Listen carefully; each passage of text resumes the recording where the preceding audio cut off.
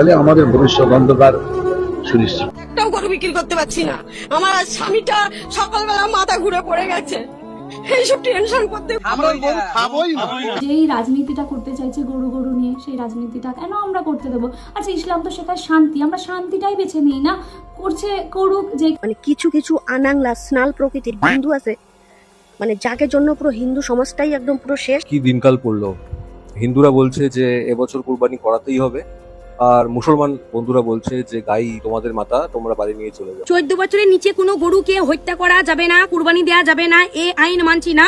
আসসালামু আলাইকুম দর্শক, ভারতের পশ্চিমবঙ্গের মুখ্যমন্ত্রী শুভেন্দু অধিকারী মুসলমানদেরকে বিপদে ফেলতে গিয়ে উল্টো হিন্দুরাই বিপদের মধ্যে পড়ে গিয়েছে। হ্যাঁ দর্শক, আপনারা ঠিকই শুনেছেন, ভারতের পশ্চিমবঙ্গে নিয়ম করে 14 বছরের নিচে কোনো গরুকে কুরবানি দেওয়া যাবে না, কোনো গরু জবাই করা যাবে না। আর এই নিয়ম করার সাথে সাথে মুসলমানেরা গরু বয়কট করা শুরু করেছে। মুসলমানেরা বলতেছে আমরা আর গরু খাবো না, আমরা দরকার হয় ছাগল কুরবানি দিব। ভারতে যে সমস্ত হিন্দুরা গরু পালন করে তারা কঠিন বিপদের মধ্যে পড়ে গিয়েছে। দর্শক, এই বিষয় নিয়ে অভিনয় শিল্পী মিঠুন চক্রবর্তী মুখ খুলেছে। দর্শক, বিস্তারিত থাকছে পুরো ভিডিও জুড়ে, পুরো ভিডিওটি দেখলেই সবকিছু বুঝতে পারবেন ইনশাল্লাহ। তো দর্শক, চলুন বিস্তারিত দেখে আসি। মুসলিম মানেই খারাপ, মুসলিম মানেই দেশ বিরোধী। হ্যাঁ, ঠিক এই কথাটাই কিছু মানুষ মনে করে। কিছু মানুষ মানে খুব সামান্য কয়েকটা মানুষের, রাজনীতিবিদই হোক বা সাধারণ মানুষের মধ্যেই হোক, খুব কম সংখ্যক মানুষ এই কথাটা মনে করে। আর যেটার জন্য আমি আজকের এই ভিডিওটা করতে এসেছি, যে নিজের কিছু বক্তব্য আমি তোমাদের সামনে তুলে ধরবো। কারণ আমরা স্বাধীন একটা দেশে বাস করি, সবার মতামত জানানোর অধিকার রয়েছে। মুসলিম মানেই খারাপ, মুসলিম মানেই দেশ বিরোধী, এই কথাটা যারা বলে, আমি তাদের উদ্দেশ্যে একটা কথাই বলতে চাই, এই দেশটা আমাদের সকলের। এই দেশকে আমরা প্রত্যেকটা মানুষ সমানভাবে ভালোবাসি, একই রকম ভালোবাসি। আর এই দেশ আমরা ভালোবাসি বলেই এই দেশে আমরা রয়েছি। দেশভাগের সময় আমরা কিন্তু অন্য দেশে চলে যাইনি। ভারতবর্ষ আমাদের জন্মভূমি, ভালোবেসে আপন করে নিজের দেশেই রয়েছি। এটা আমাদের সকলের দেশ। যারা বলে এই কথাটা যে মুসলিম তাড়াবো বা মুসলিমদের এখানে কোনো অধিকার নেই, খুব কম সংখ্যক মানুষের কথা বলছি, যারা খুবই হাতে গোনা। তবু যখন এই কথাটা ওঠে তখন ভীষণ খারাপ লাগে, কষ্ট হয় যে এই দেশ তো আমাদের সকলের। ছোট থেকে আমরা এই কবিতা শুনে বড় হয়েছি, একই বৃন্তে দুটি কুসুম, হিন্দু মুসলমান।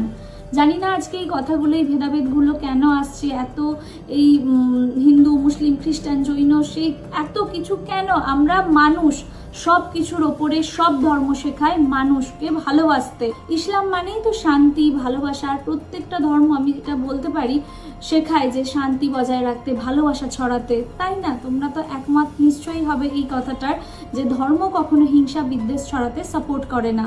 আচ্ছা, একটা কথা বলো তো, এই যারা বলছে হিন্দু মুসলিম মানে মুসলিমরা থাকলে হিন্দুদের ক্ষতি হবে বা এই হবে, আচ্ছা আমাদের এই যে এত কেস হয় কোর্টে, সব থেকে বেশি কেস হয় স্বামী স্ত্রীর দাম্পত্য জীবনে যে ঝামেলাগুলো হয়, বা একে অপরের সাথে ডিভোর্স থাকতে না পেরে তাদের ফ্যামিলিগত প্রবলেমের জন্য সবচেয়ে বেশি কেস হয়। সম্পত্তির জন্য ভাই বোনেদের মধ্যে বা ভাই ভাই সবচেয়ে বেশি কেস হয়। সবচেয়ে বেশি অন্যায় হয়, জুলুম হয় বাবা মা, স্বামী স্ত্রী বা সন্তানদের মধ্যে, বা অন্য যে কোনো জমি জমা জায়গা এইসব নিয়ে। আর বাকি তো রয়েছে আমাদের মানে কিছু সরকারি লোকজন যারা আমাদেরকে একটু বেশিই জ্বালাতন করে যখন আমরা কোনো কাজে যাই। কিছু কিছু মানুষের কথা আমি বলছি, সবার কথা বলছি না। যখন আমরা কোনো ব্যাংকের বা ইলেকট্রিকের কাজে যাই, একটা জিনিস একবারে বলে দিলে হয়ে যায়, 10 বার ধরে আমাদেরকে সেই একই কাজ করায়, সেই একই জিনিস করতে বলে। মানে একটা বলে দিলে হয়ে যায় যে নেক্সট টাইম এই এই ডকুমেন্টসগুলো নিয়ে আসবে, এগুলো করলে হয়ে যাবে। না, তোমাকে 10 বার ভোগাতেই হবে, কারণ সে সরকারি চাকরি করে, তুমি তো সাধারণ মানুষ, তো তোমাকে 10 বার তো যেতেই হবে, তাদের পায়ে তেল তো দিতেই হবে। তো তারা আমাদেরকে ভোগায়। এই যে এত কেস হয়, এগুলো হচ্ছে আমাদের পারিবারিক অশান্তির জন্য এত কেস হয়। কটা কেস শুনেছো বলো তো, যে একজন হিন্দু ভাই বা হিন্দু বোন কোনো মুসলিমকে ক্ষতি করেছে, বা একজন মুসলিম ভাই বা বোন কোনো হিন্দুকে ক্ষতি করেছে, বা অন্য কাস্টের কাউকে ক্ষতি করেছে? আমরা এই যে বিল্ডিংটায় থাকি, এখানে আমি আপাতত একা মুসলিম রয়েছি, বাকি সব কটা ফ্যামিলি হিন্দু রয়েছে। আমি একবারের জন্য ফিল করি না যে আমি মুসলিম, তারা আমাকে ফিল করায় না, বা তাদেরকেও আমি কখনো ফিল করাই না যে আমি মুসলিম। ধর্ম তো নিজের নিজের। আমি আমার আল্লাহকে মানি, তারা ঠাকুরকে মানে, যে যে ঈশ্বরকে, আল্লাহকে বা যে যেই গডকেই মানুক না কেন, নিজের সেটা মানুষের সাথে আমি কেন খারাপ আচরণ করব? এর থেকে বড় গুনাহ, বড় পাপ তো আর কিছু হয় না। মানুষকে কষ্ট দেওয়া, মানুষের সাথে খারাপ করা, মানুষকে ছোট করা। সত্যি আমি ভাবছি যে আমরা কোন সময়ে বাস করছি যেখানে কর্ম পরিচয় নয় ধর্ম পরিচয় হয়ে যাচ্ছে। মানে এটার কোনো মানে হয়? আমরা ছোট থেকে একসাথে একইভাবে বড় হয়েছি। সত্যি বলছি, এই ভিডিওটা করার কোনো ইচ্ছে আমার ছিল না, কিন্তু হয় না কখনো কখনো কিছু কিছু কথা নিজের বলতে ইচ্ছে করে, নিজের অন্তরের কথা বলতে ইচ্ছে করে। কারণ তোমাদের মতো অনেক মানুষ আছে যারা আমাকে সাপোর্ট করে আজকে এই জায়গায় নিয়ে এসছো, যারা বলতে পারছো না নিজেদের কথাগুলো, তো আমার কাছে একটা প্ল্যাটফর্ম আছে বলার জন্য। তো কটা মানে কেস তোমরা শুনেছো আমাকে বলতে পারবে যে হিন্দু মুসলিমের উপর একে অপরকে অ্যাটাক করেছে বা ক্ষতি করেছে? কটা কেস এরকম হয়েছে? আমরা তো একে অপরের পরিপূরক, কেউ কাউকে ছাড়া চলবে না। বাতাসের যে নিঃশ্বাসটা সেটাও তো আমরা একই নিচ্ছি, কিভাবে আলাদা করা যাবে? কার চাষের ধান আমার বাড়িতে আসছে সেটা তো আমি জানি না। আমি একটা পোশাক তৈরি করছি, সেই পোশাকটা কে গিয়ে পড়ছে সেটাও তো জানি না। মানে তাহলে এত ভেদাভেদ বিচার করে হবেটা কি? আমি সেটাই বুঝতে পারছি না। আর এই যে তোমরা কয়েকজন মানুষ বলেছো আমাকে যে দিদি গরু কাটলে যেমন রক্ত বেরোয়, ছাগল কাটলেও তো রক্ত বেরোয়, সেটাও তো কষ্টের। হ্যাঁ অবশ্যই, তুমি আর আমি সেটা বুঝলে তো হবে না।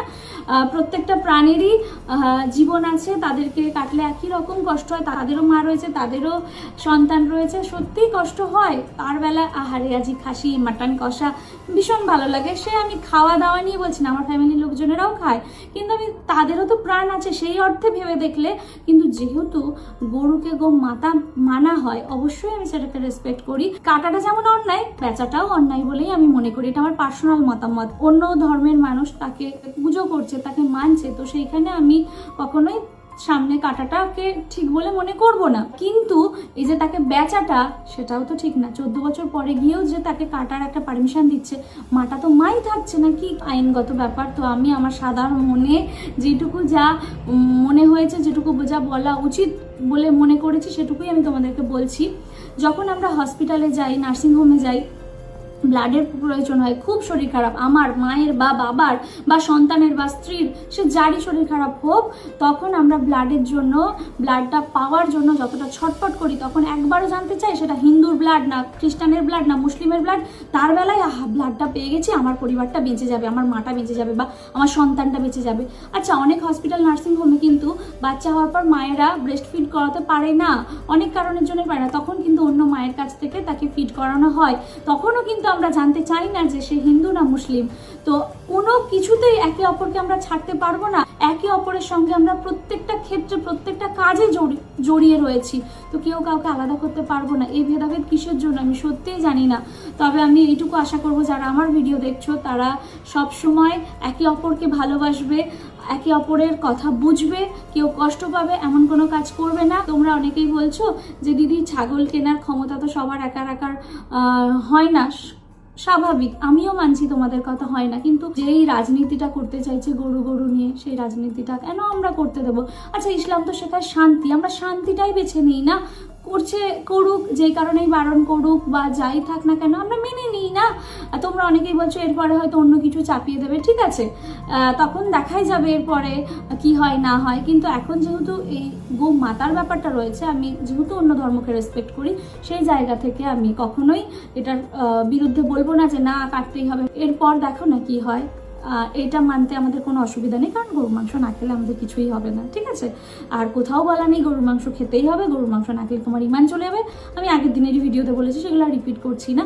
তো সেটা একটা জাস্ট নর্মাল ব্যাপার, ওটা নিয়ে আমাদের ইসলামের সাথে কোনো ওটাকে এত প্রায়োরিটি দেওয়ারই কিছু নেই, ঠিক আছে। আমরা ছেড়ে দিলাম।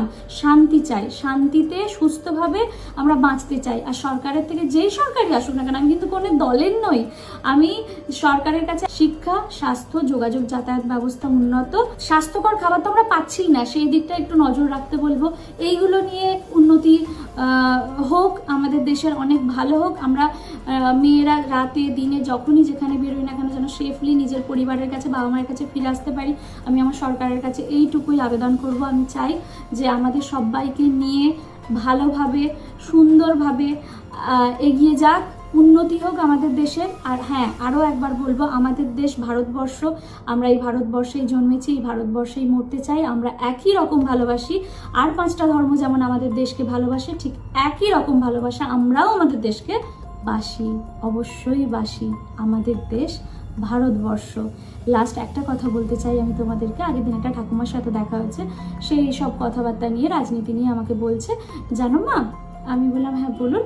বলছে আমার একটা সই ছিল, সে হচ্ছে মুসলিম, ইনি হিন্দু, তো ঠাকুমাটা, আর ওনার সই ছিলেন মুসলিম, তো তার হাজব্যান্ডের না কাজ ছিল না, তখন এনারা ব্যবসার জন্য গরু বেচে টাকা দিয়েছিলেন তাকে, ঠিক আছে, মুসলিম দাদুটাকে টাকা দিয়েছিলেন, তো সেই ব্যবসা করে সে অনেক বড় হয়। আর একটা সময় গিয়ে এই হিন্দু ফ্যামিলিটার মানে ঠাকুমাটার শরীর খারাপ হয়, তখন উনি কিন্তু টাকা দিয়েছিলেন, বা ওনার মেয়ের বিয়েটা দাঁড়িয়ে থেকে দিয়েছিলেন। তো এই যে একে অপরের কাজে আসা, এছাড়াও আমার বন্ধুরা আমার জন্য অনেক করেছে, আশা করছি তোমাদের বন্ধুরাও, হিন্দু বন্ধু বলো, খ্রিস্টান বলো, বা যেই বলো, অনেক কিছু করেছে তোমাদের জন্য। প্লিজ সেইগুলো মনে রাখো, একে অপরের পাশে থাকো, ক্ষমা করতে শেখো, ধৈর্য ধরতে শেখো। আবারও বলবো, আল্লাহ ছাড় দেয়, ছেড়ে দেয় না কখনো। তো কেউ হতাশ হবে না, কেউ কষ্ট পাবে না। আমার বাংলাদেশের মানুষদেরকেও কিছু কথা আমি বলতে চাই, তোমরা যতটা আমাদেরকে নিয়ে চিন্তা করছো, ততটা চিন্তা করার কিছুই নেই। আমরা আমাদের দেশে যথেষ্ট ভালো আছি। হ্যাঁ, এখন একটা প্রবলেম ক্রিয়েট হয়েছে, সোশ্যাল মিডিয়ার জন্য আরও বেশি ছড়াচ্ছে ব্যাপারটা, তো সেসব থেকে আমরা ঠিক বেরিয়ে যাব, কারণ আমরা আল্লাহকে ভরসা করি। যে কোনো সিচুয়েশনই আসুক না কেন, আল্লাহ আমাদের সেখান থেকে বার করবে, সেই বিশ্বাস আমরা রাখি। আর আমরা যথেষ্ট ভালো আছি, আলহামদুলিল্লাহ। আমরা ভালো থাকব, আর এই দিনগুলো ঠিক কাটবে। খারাপ ভালো, সুখ দুঃখ সকাল বিকাল নিয়েই আমাদের জীবন মানিয়ে নিতে হবে। আর আমাদের আল্লাহ আছে, ঠিক আমাদের রক্ষা করবে। কারোর আমাদের রক্ষা করার দরকার নেই, আল্লাহ আছে, সবার জন্য আল্লাহ আছে। অন্যায়ের শাস্তিও দেওয়ার জন্য আল্লাহ আছে, আর ভালো মানুষকে ঠিক ভালো জায়গাটা বুঝিয়ে দেওয়ার জন্যও আল্লাহ আছে। তো আমরা কেউ এত কিছু নিয়ে ভাববো না, আমরা আমাদের কাজ করব। আমার হাজব্যান্ড না কাজ করলে আমি খেতে পারবো না, আমি না কাজ করলে আমি বিলাসিতা করতে পারবো না, তো আমাদের কাজে মন দিতে হবে। সরকার সরকারের কাজ করবে, আমরা আমাদের কাজ করব। তো ধর্ম করা বন্ধ করো, একে অপরকে নিয়ে ভালো থাকো, কারণ একে অপরের বিপদে আমরাই পাশে থাকবো। সরকার থেকে কোনো লোক আসার আগে আমার প্রতিবেশীর কাজে আমি দৌড়ে যাব, বা আমার কাজে আমার প্রতিবেশী দৌড়ে আসবে, ঠিক আছে? আর একটা শেষ কথা, আমাদের দেশকে স্বাধীন করার জন্য হিন্দুরাও যেমন লড়েছে, ঠিক মুসলিমরাও তেমনই লড়েছে। হিন্দু মুসলিম বা অন্যান্য যেসব জাতি আমাদের দেশে থাকুক না কেন, প্রত্যেকেই কিন্তু লড়েছে। তাই আমাদের স্বাধীন ভারতবর্ষ আমাদের সকলের ভালোবাসার দেশ আমাদের ভারতবর্ষ। যদি মনে হয় ইতিহাস ঘেটে স্বাধীনতা সংগ্রামীদের নাম একটু জেনে নিতে পারো, কারণ এখন তো ইতিহাসের পাতা থেকে অনেক স্বাধীনতা সংগ্রামীর নামই সরিয়ে দেওয়া হচ্ছে। তো চাইলে পুরোনো ইতিহাস একটুখানি গুগল থেকে বা যেখান থেকে জানা যায় জানতে পারো, যেটা সঠিক সেটা। আমরা প্রত্যেকেই এই দেশের নাগরিক, কারণ আল্লাহ সৃষ্টি মানুষের ধ্বংস করার কথা নয়, সম্ভব নয়। তো যাই হোক, ভালো থেকো, সুস্থ থেকো, আনন্দে থেকো, কেউ হতাশ হবে না, সবাই সবাইকে ভালোবাসবে, শান্তি বজায় রাখবে। 14 বছরের নিচে কোনো গরুকে হত্যা করা যাবে না, কুরবানি দেওয়া যাবে না, এ আইন মানছি না, মানবো না। মানিস না? তোদের মানতে কে বলছে বাপু? শুধু তোরা পাইলে ভারতবর্ষের মাটিতে থাকিস না, তোরা চল যা সিধে বাংলাদেশে, কারণ ওইখানে গিয়ে তোরা গরু পুষে তোরা কুরবানি দিগা বিচ্ছিয়ে দিগা, আমাদের দেখা দরকার নাই। কিন্তু যদি ভারতবর্ষের মাটিতে থাকতে হয়, তাহলে এই সরকার যা কথা কইবে সেটা মানতে হবে। কেন? কারণ শোন, এ আইন লয় আমাদের এই শুভেন্দু দাদা করে নাই, এটা 1950 সালে এই আইনটা হয়েছিল। এবার বলবি তখন কেন এই আইনটা হয়েছিল? আরে বাপু, তখন কেন হয়েছিল? তাহলে তো ইতিহাস পড়াইতে হবে। এবার ইতিহাস পড়ার মতো তো ধৈর্য নাই, তাহলে তো ইতিহাস বই তোমরা আগেই পড়ে লিতা, দিয়ে ইমন করে বেড়াইতে না। ওই 2-4টে বর শাখা সিঁদুর পরিয়ে পুরো সনাতনী ধর্মকে আজকে লজ্জায় ফেলে দিল। মানে প্রতিটা মা বোনেরা এত লজ্জা পেয়েছে, মানে বলার কথা নেই। কেন? কারণ যেইখানে দাঁড়িয়ে মুসলিম ভাই দাদারা কইছে আমরা কোনো গোমাতাকে হত্যা করে কুরবানি দিতে চাইছি না, সেইখানে দাঁড়িয়ে শাখা পলা পরিয়ে কিছু ঢঙ্গি বোরা, হিন্দু বোরা আন্দোলন করে বেড়াইছে যে কুরবানি দেয়া হোক। আমরা 10 লক্ষ টাকা 15 লক্ষ টাকা লোন নিয়েছি, গরু দেখিয়ে কোন ব্যাংকে তোমাদের এত টাকা লোন দিয়েছে গো? ঢঙ্গি কথাবার্তা, বর সুসাইড করবে, তোমরা করো গা। তোমাদের ওই 2-4টে লোক মরে গেলে না আমাদের পশ্চিমবাংলা আরো ভালো হবে। হ্যাঁ, 2-4টে মানে লোক এমনি মানে কি বলবো, মরে গেলে কোনো অসুবিধা নাই কো, বুঝলা তো? তা তোমাদেরকে একটা কথা কই, ইমন করি না, মানে সনাতনী ধর্মকে আর ছোট করু না। যেইখানে মুসলিম ভাই দাদারা বলছে আমাদের কুরবানি দেওয়ার দরকার নাই গোমাতাকে, সেইখানে তোমরা ইমন আন্দোলন করো না, আমাদের গায়ে আর কাদা ছিটিও না। আর কি বলবো? কি দিনকাল পড়লো, হিন্দুরা বলছে যে এবছর কুরবানি করাতেই হবে, আর মুসলমান বন্ধুরা বলছে যে গাই তোমাদের মাতা, তোমরা বাড়ি নিয়ে চলে যাও। আমি যেটা বলছি সেটা হচ্ছে যে এটা কেবলমাত্র এখানে আটকে থাকবে না। যেটা হবে সেটা হচ্ছে যে আপনার বাচ্চার দুধ, আপনার বাড়ির বয়স্ক যারা রুগী তাদের দুধও বন্ধ হয়ে যাবে। কেননা যারা গ্রামে একটু আধটু গেছেন, আমাদের বাড়ি যেখানে সেখানে পাশাপাশি দুটো গোশালা রয়েছে, তো সেটা আমরা ছোটবেলা থেকেই দেখছি। গরুতে সাধারণত প্রথম 7-8 মাস বাচ্চা দেওয়ার পরে 7-8 মাস দুধ দেয় এবং শেষের দিকে দুধ কমেও আসে। তো এই সময় গরুকে লালন পালন করবার জন্য সারাদিনে আপনাকে বিচুলি, ভুসি, চিকিৎসকের ওষুধ এইগুলো যে পরিমাণে দিতে হয় তাতে গড়ে একটা গরুর পেছনে 2 থেকে 300 টাকা করে যায়। আর আমরা সকলেই জানি যে এখন দুধের লিটার কত টাকা করে চলছে। 70 টাকা করে যদি আমি ধরে নিই, তাহলেও যেটা ব্যাপার সেটা হচ্ছে যে একটা গরু 3 থেকে 4 লিটার, খুব জোর 5 লিটার দুধ দেবে। তাতে যে টাকাটা হয় তাই দিয়ে একটা গরু পুষলে, যারা পোষেন 10টা গরু 15টা গরু যারা পোষেন, তো তাতে হয়তো খানিকটা তাতে তাদের অর্থনৈতিকভাবে চলে। কিন্তু তারা কিন্তু সকলেই অপেক্ষা করে থাকেন যে কুরবানির ঈদ কখন হবে এবং সেই ঈদেতে তারা একটা বড় পরিমাণে, তারা হয়তো 15,000 টাকায় 20,000 টাকায় গরু কিনেছেন বা কেউ 1 লাখ টাকায় গরু কিনেছেন, সেইটা 1 লাখ টাকার কেনা গরু হয়তো 2-2.5 লাখ টাকাতে বিক্রি হবে, বা 15,000 টাকায় কেনা গরু 80,000 টাকাতে বিক্রি হবে। এই সময়টার জন্যই কিন্তু এরা অপেক্ষা করে থাকেন। ফলে এইটা যেটা হবে যে যত ছোট ছোট গোয়াল ঘর রয়েছে, আজকে তো দেখা যাচ্ছে যে যারা ঘোষরা, এটা আমাদের এখানে ঘোষ সম্প্রদায়ের মানুষ এবং বিহারেতে যাদবরা যারা গরু পালন করেন, তারা কেবলমাত্র দুধের জন্য পালন করেন না, তারা 1 বছর বাদে সেটাকে কুরবানির সময়, যখন মুসলমানরা কুরবানির ঈদের সময় তখন কেনে, তখন চড়া দামে সেটাকে বিক্রি করবার জন্য তারা কেনেন। এখন এইটা যদি বন্ধ হয়ে যায়, কুরবানির ঈদ যদি বন্ধ হয়ে যায় এবং সেখানে যদি গরু বিক্রি বাটাটা বন্ধ হয়ে যায়, কেবলমাত্র দুধ বিক্রির জন্য কেউ এটা পুষবেন না। কেননা সেটা পুষতে যে পরিমাণে অর্থ লগ্নি করতে লাগে, সেটা ছোট ছোট যে গোয়াল ঘর, ছোট ছোট যে গোশালা, তাদের নেই। এর ফলে যেটা হবে সেটা হচ্ছে যে আপনার দুগ্ধজাত যে কোনো জিনিস, আপনারা যারা যারা পনির খাচ্ছেন বাড়িতে, যারা রসগোল্লা খাচ্ছেন, ছানা দিয়ে যে ধরনের মিষ্টি তৈরি হচ্ছে, এই সম্পূর্ণ যে চেনটা, এই সম্পূর্ণ চেনটা কিন্তু ক্ষতিগ্রস্ত হবে। যারা রুগী, যারা বাচ্চা, যারা বয়স্ক, যাদেরকে দুধ প্রতিদিন দেওয়া হয় একটা পুষ্টির জন্য, তাদের সেই দুধও কিন্তু বন্ধ হয়ে যাবে। ফলে এইটাতে যেটা হবে সেটা হচ্ছে যে এইটার সাথে যে সম্পূর্ণভাবে একটা অর্থনীতি জড়িত রয়েছে, সেই অর্থনীতিতে কিন্তু ক্ষতিগ্রস্ত হবে। এবং এইটা কেবলমাত্র আমরা যে ধর্ম ধর্ম করে ধর্মটাকে মাথায় তুলেছি, সেটা যে তার নিজের মতন করে ধর্ম পালন করেন, সেটা খুব ভালো ব্যাপার। কিন্তু মুশকিলটা হচ্ছে তার সাথে অর্থনীতিটাকেও আমরা জুড়ে ফেলেছি। এইটার সাথে যে পরিমাণ লোকেরা এই গরু পালন করেন, ভুসির দোকান দেন, বিচুলি বিক্রি করেন, গরুর যে চিকিৎসার যে সামগ্রী সেগুলি বিক্রি করেন, এই পুরো চেনটা ক্ষতিগ্রস্ত হবে। যেখানে আমাদের দেশে চাকরি অফার করতে পারছে না সরকার, সেখানে এই যে ছোট ছোট অর্থনীতিগুলো, সেগুলো মানুষ টিকে রয়েছে, সেগুলোও কিন্তু ধ্বংসপ্রাপ্ত হবে।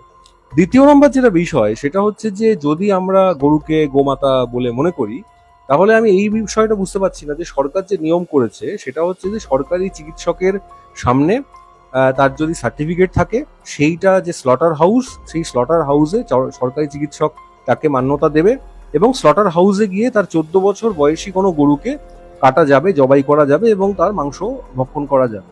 এখন গরুকে যদি আমরা সত্যিকারেরই মাতা হিসাবে মনে করি, তাহলে 2 বছরের গরুকে আমরা মাতা হিসাবে মনে করে তাকে আমরা কাটবো না, কিন্তু 14 বছরের গরু তখন কি মাতা নয়? মানে এটা আমি ঠিক বুঝে উঠতে পারছি না। এবং আমাদের দেশ 10 বছর আগে গরুর মাংস বিক্রিতে যে এক্সপোর্ট হতো, সেই এক্সপোর্টেতে 5 নম্বরে ছিল। সেখানে আজকে গরুর এক্সপোর্টেতে আমরা 2 নম্বরে চলে এসেছি ব্রাজিলের পরে, বা 3 নম্বরে আমরা থাকি। তো গরু যদি আমাদের মাতা হয়, একটা হিন্দুত্ববাদী সরকার রয়েছে যারা বলেছে হিন্দু খাতরে মে হ্যায়, তাদের এজেন্ডা গো পালন করা, তাদের গোরক্ষক বাহিনী রয়েছে, তারা বিভিন্ন জায়গায় রাস্তায় কেউ একটা গরু নিয়ে যাচ্ছে, সেটা হয়তো চাষের কাজে নিয়ে যাচ্ছে বা দুধের কাজে নিয়ে যাচ্ছে, দুধ দোয়ানোর কাজে নিয়ে যাচ্ছে, তাদেরকেও ধরে মারধর করছে। তো সেখানে এই সরকারটা প্রায় 12 বছর ধরে রয়েছে, সেখানে কি করে ভারতবর্ষ গরু জবাইতে 5 নম্বর থেকে 2 নম্বরে চলে আসছে, এইটা মাথায় ঢুকছে না। তো ফলে গরু যদি আমাদের মা হয়ে থাকে, তার জন্য গোশালা তৈরি হবে, সে যখন বয়স হয়ে যাবে তার জন্য রক্ষণাবেক্ষণ কেন্দ্র তৈরি হবে। তো সেগুলো তো কোনো ধরনের কিছু দেখা যাচ্ছে না। এবং মানে গরুর যে চামড়া, আমরা ছোটবেলা থেকে যে উপকারিতার কথা জানি যে গরুর একটা জিনিসও ফেলা যায় না, তাহলে তো আমাদের এটা মেনে নিতে হবে যে আমরা যে জুতো ব্যবহার করি, আমরা যে মানি ব্যাগ ব্যবহার করি, আমরা যে ব্যাগ ব্যবহার করি, সেগুলো কিছুই ব্যবহার করা যাবে না। তো এইটা তো এই ব্যাপারগুলোর সাথে যুক্ত।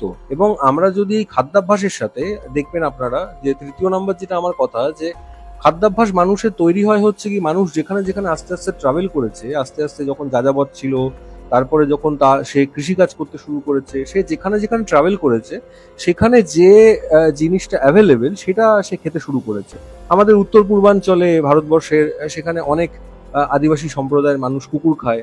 আমাদের এখানে সাঁওতাল সম্প্রদায়ের মানুষ ধেড়ে ইঁদুর খায়, সাপ খায়, পিঁপড়ে দিয়ে তারা হচ্ছে গিয়ে চাটনি তৈরি করে। তো এটা তো এই দক্ষিণবঙ্গে মানুষ খায় না। দক্ষিণবঙ্গের অনেক মানুষ হচ্ছে গিয়ে মাছ খায়, আবার সেটা অ্যাভেলেবেল বলে সেখানটা নদী মাতৃক একটা দেশ বলে। আবার রাজস্থানে দেখা যাবে যে, গুজরাটে দেখা যাবে যে সেখানে লোকজন অত মাছ মাংস অত কিছু খায় না, কেননা সেখানে অত কিছু অ্যাভেলেবেল নয়, সেখানে অত নদী নেই, সেটা শুখা খরার জায়গা। তো ফলে মানুষ যেরকম পেরেছে, তার কাছে যেগুলো অ্যাভেলেবেল থেকেছে, তার কাছে যেটা পুষ্টিকর খাবার এবং কম দামে সে পেয়েছে সেটা সে খেয়েছে।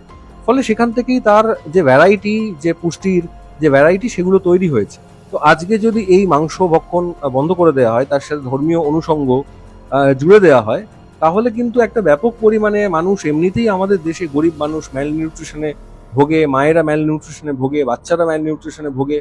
ফলে তাদেরও কিন্তু একটা ব্যাপক ধরনের ম্যালনিউট্রিশন তৈরি হবে। গরুর মাংস বেসিক্যালি মুসলিমরা খায় কেন, তার একটা বড় কারণ হচ্ছে যে গরুর মাংস এখনো পর্যন্ত 350 টাকা কেজি, ছাগলের মাংস 900 টাকা কেজি। এখানে এর সাথে কিন্তু একটা দারিদ্র, অর্থনীতি, এই পুরো ব্যাপারটা জড়িত ভাবে রয়েছে। এখন কোনোদিন যদি এরকম একটা ডিমান্ড ওঠে, বহু হিন্দু তারা হচ্ছে কি শূকর খায়। এখন আমরা এটা জানি যে শূকর হচ্ছে কি কৃষ্ণের তৃতীয় অবতার। মানে কৃষ্ণ যখন বরাহ অবতারেতে অবতীর্ণ হন, সেখানে শূকর হচ্ছে কি তার একটা অবতার। হঠাৎ যদি এখন এরকম একটা ডিমান্ড উঠতে শুরু করে যে আমরা শূকর খাবো না কেউ, কেননা এইটা হচ্ছে গিয়ে কৃষ্ণের সাথে জড়িত, তাহলে আপনি ভাবুন যে তার সাথেও যে অর্থনীতি রয়েছে, তার সাথে যে পুষ্টি রয়েছে, এই সম্পূর্ণ তো ক্ষতিগ্রস্ত হবে।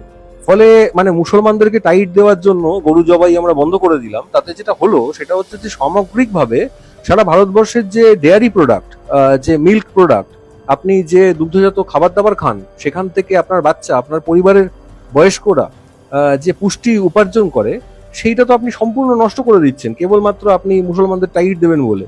এইটা কি ধরনের রাজনীতি হচ্ছে? ধর্ম যে যে জায়গায় রয়েছে সেই জায়গায় পালিত হোক, কিন্তু এই রাজনীতি যদি আরো এগোতে থাকে তাহলে কিন্তু এটাতে সামগ্রিকভাবে অর্থনীতির ক্ষতি। এখনই শোনা যাচ্ছে যে একজন আত্মহত্যা করেছে, এবং এটা যদি চলতে থাকে তাহলে বহু গরু পালক, মোষ পালক তারা আত্মহত্যা করবেন। তো আমরা কি এই দিন দেখবার জন্য যারা সরকার বদলেছিলেন, তারা কি এই জন্য সরকার বদলেছেন যে তাদের অর্থনীতি ধ্বংস হয়ে যাবে? এটা একটুখানি ভেবে দেখবেন। ধন্যবাদ। ঠিক আছে, আমরা গরু কুরবানি দেব না। এই গরু বিষয়কে কেন্দ্র করে চারিদিকে যে আতঙ্ক, চারিদিকে যে বিশৃঙ্খল পরিবেশ, সেটাকে আমরা এড়িয়ে যাব। আমাদের কাছে যেহেতু কুরবানির একাধিক অপশান আছে, আমরা সেই সমস্ত অপশান থেকে বেছে নেব। কারোর ধর্মীয় ভাবাবেগে আঘাত করব না।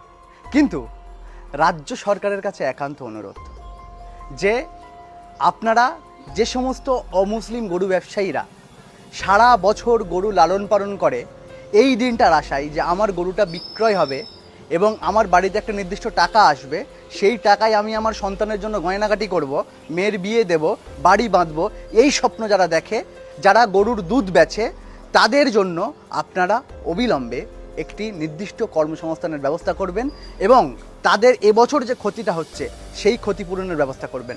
পাশাপাশি আমার হিন্দু ভাই বোনদের কাছে অনুরোধ যে আপনাদের গরু, যারা গরুকে গো মাতা বলে বিশ্বাস করেন, যারা গরুকে দেবতা হিসাবে বিশ্বাস করেন, তাদের কাছে অনুরোধ আপনাদের এই গোমাতাকে জবাই করে, সেগুলোকে প্যাকেট করে দেশ বিদেশে লক্ষ লক্ষ কোটি কোটি টাকার বিনিময়ে যে রপ্তানি করা হচ্ছে, এর বিরুদ্ধে আপনারা গর্জে উঠুন।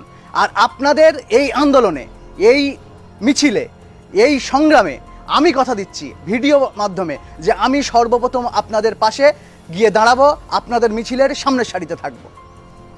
হিন্দুরাই হিন্দুদের জাতমান সব শেষ করে দিচ্ছে। মানে কিছু কিছু আনাংলা স্নাল প্রকৃতির হিন্দু আছে, মানে যাকে জন্য পুরো হিন্দু সমাজটাই একদম পুরো শেষ। আমাদের মুখ্যমন্ত্রী মাননীয় শুভেন্দু অধিকারী মহাশয় পশ্চিমবঙ্গে ক্ষমতায় আসার পরে বা মুখ্যমন্ত্রী পদে আসার পরে ঘোষণা করেছেন যে আমাদের এই পশ্চিমবঙ্গে কোরবানিতে গরু কাটা যাবে না। তো সাধারণত কোরবানি মুসলিমদের মধ্যেই থাকে, হিন্দুদের মধ্যে না। তো এই গরু যেহেতু আমরা হিন্দুরা গরুকে দেবতা মানি, গরুকে পুজো করি, তাই পশ্চিমবঙ্গে কোরবানিতে গরু কাটা যাবে না।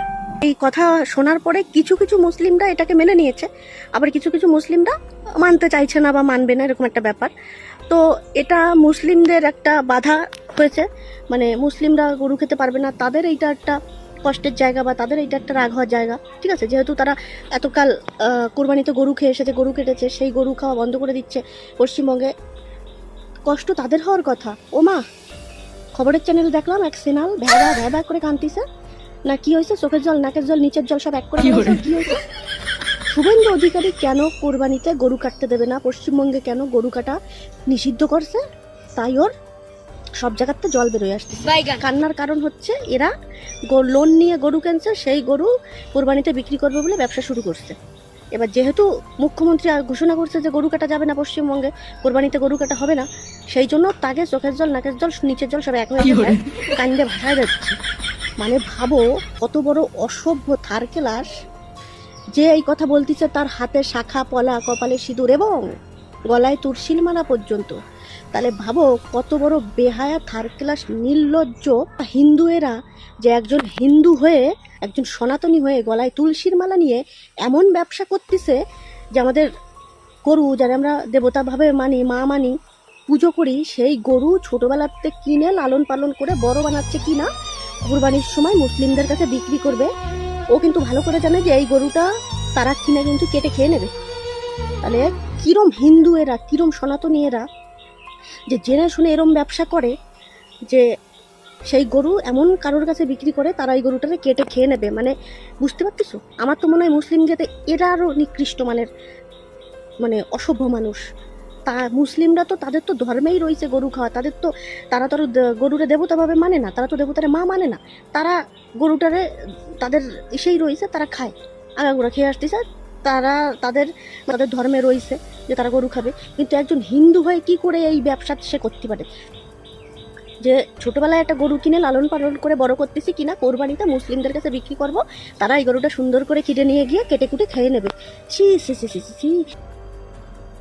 হিন্দুদের জন্য না আমাদের আজকে হিন্দুদের এই দশা, হিন্দুদের এত বদনাম, হিন্দুরা মানে মানে পুরো শেষ হয়ে গেল এই সমস্ত নোংরা মেন্টালিটির লোকেদের জন্য, অসভ্য থার্ড ক্লাস লোকেদের জন্য।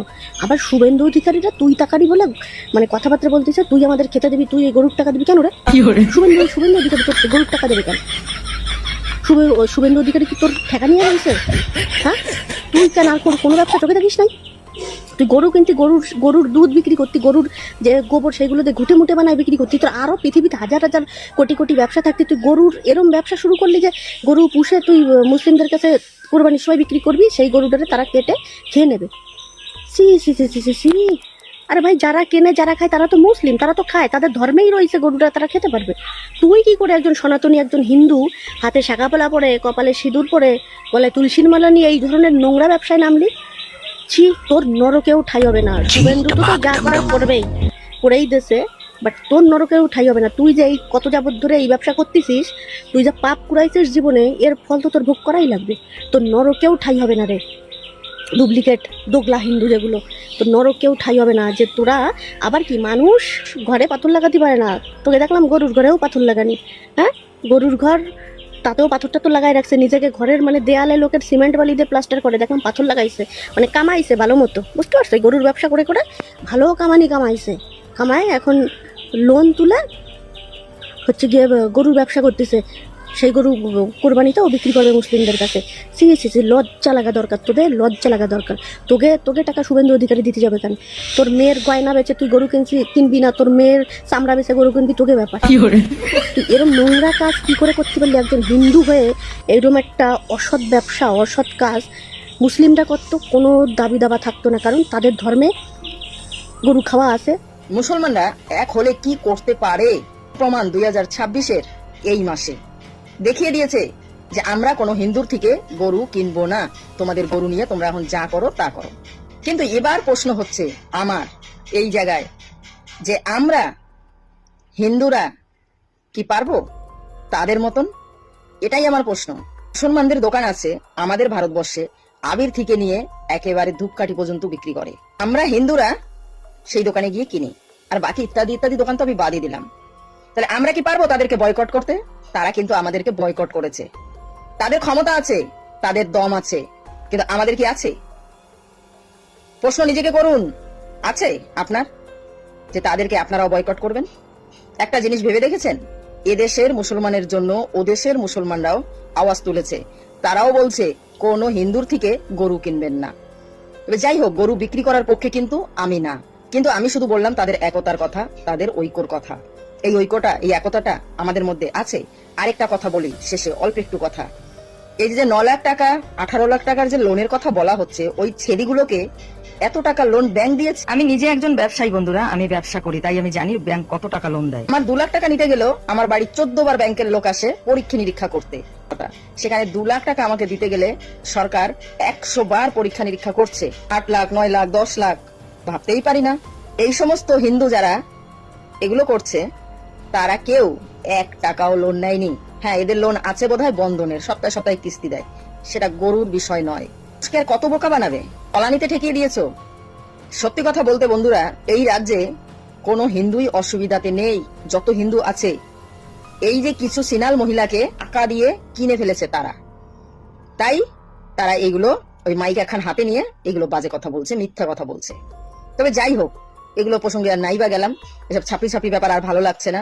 এদের গরু, এরা দুটো পয়সার লোভে যদি নিজেকে বিক্রি করে দিতে পারে, নিজের ধর্ম বিক্রি করে দিতে পারে, সেটা ওদের ব্যাপার। কিন্তু আমার প্রশ্ন এটা, আবির থেকে শুরু করে ধূপকাঠি আমরা মুসলমান দোকান থেকে কিনি, কিন্তু আমরা কি সেগুলো বন্ধ করতে পারবো? মুসলমানদেরকে আমরা কি বয়কট করতে পারবো? এক্ষুনি কমেন্ট বক্সে লিখে যান।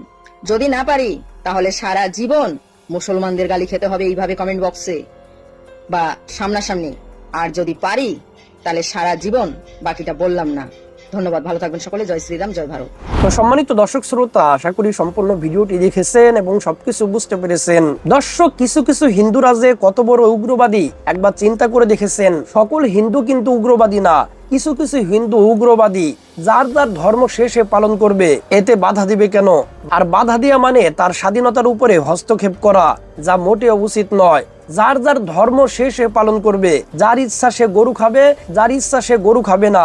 আর ভারতের মুসলমান ভাইদেরকে বলতেছি, আপনারা গরু কুরবানি দিবেন না। গরু কুরবানি তো ইসলামের মধ্যে ফরজ না, এটি একটি হালাল প্রাণী, এতটুকুই। গরু কুরবানি দেওয়া এবছর থেকেই বন্ধ করে দেন। এই উগ্রবাদী হিন্দুরা, তারা তাদের মাকে নিয়ে ঘরে খাটের মধ্যে শুয়ে রাখুক, কুরবানি দেওয়া বন্ধ করে দেন আপনারা। দেখবেন এই সমস্ত উগ্রবাদী হিন্দুরাই আপনার পা ধরে কুরবানি দিতে বলতেছে। সব উগ্রবাদী হিন্দুরা তারের মতো সোজা হয়ে যাবে। তো যাই হোক, আল্লাহ সুবহানাহু ওয়া তাআলা যেন সকলকে সঠিক বুঝ দান করেন। আমিন আমিন। তো দর্শক, আজকের এই ভিডিওটি এ পর্যন্তই। আজকের এই ভিডিওটি ভালো লাগলে লাইক এবং শেয়ার করে দিয়েন। আর হ্যাঁ, নিত্য নতুন আপডেট ভিডিও পেতে চ্যানেলটি সাবস্ক্রাইব করতে ভুলবেন না। দেখা হবে নতুন ভিডিওতে। ততক্ষণ ভালো থাকুন, সুস্থ থাকুন। আসসালামু আলাইকুম ওয়া রাহমাতুল্লাহ।